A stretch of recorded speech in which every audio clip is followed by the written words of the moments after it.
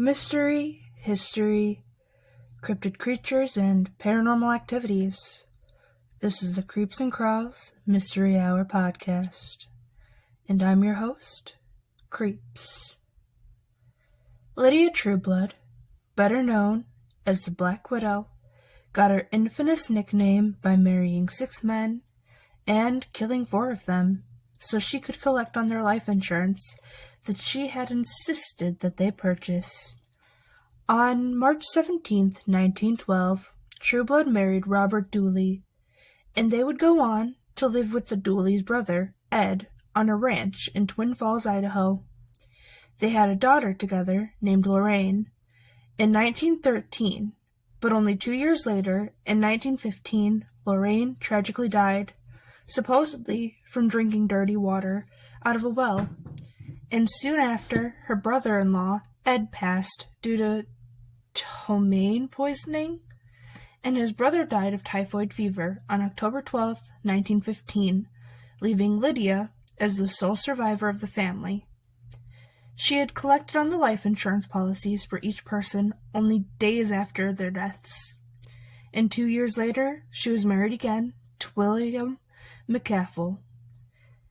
Lydia had had another daughter in the time period who was 3 years old, but she also fell ill and died, which prompted the newlyweds to move to Montana. But not long after, William fell ill with what was believed to be influenza at the time, and promptly died on October 1st, 1918.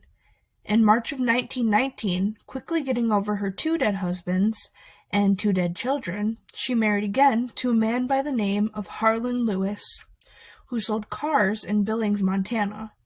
But 4 months later, Lewis also fell ill and died from complications of gastroenteritis. And then again, in 1920, not long after his death, she married Edward Meyer.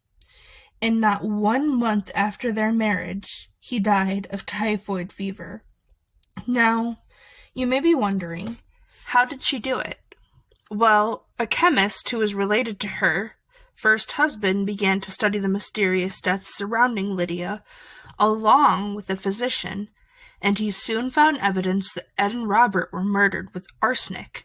And after finding this out, he gave that evidence to Frank Steffen in Twin Falls County. And he was a prosecutor, and he started an investigation that would eventually lead to the capture and arrest of Lydia.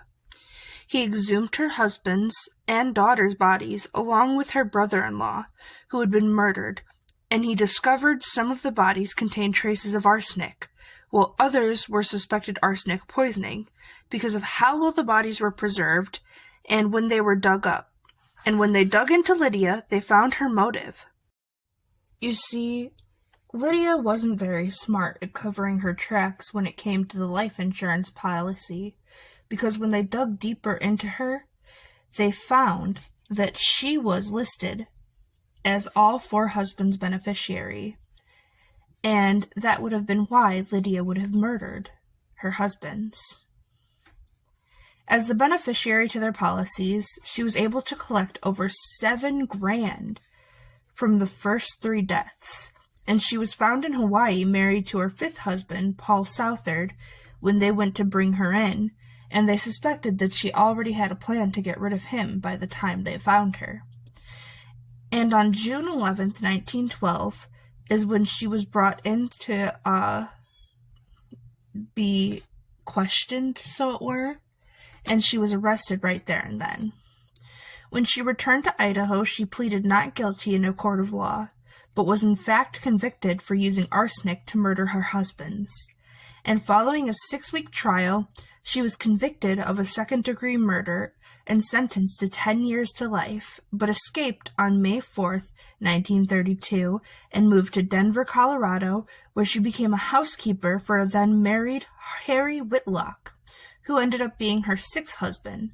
But then he ultimately helped her get rearrested in Topeka, Kansas, on July 31st of that same year. She then returned to prison and served her sentencing until October 1942, when she was released and given a final pardon on February the 5th, 1958, in Salt Lake City, Utah. She then died of a heart attack sometime in her late 50s. But this lady was crazy, don't you think? 6 men, 6 marriages. Wow. And the murders. But what do you think? And what should I talk about next? You decide. And remember, stay creepy, my friends.